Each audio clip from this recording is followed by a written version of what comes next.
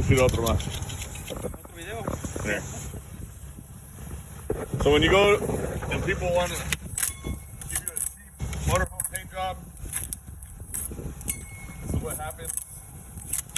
You can go to Agadones, you can go to Mexico, you can go to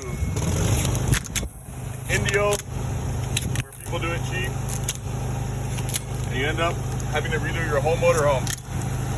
$5,000 paint job now costs you $46,000. So, you want to pay that much?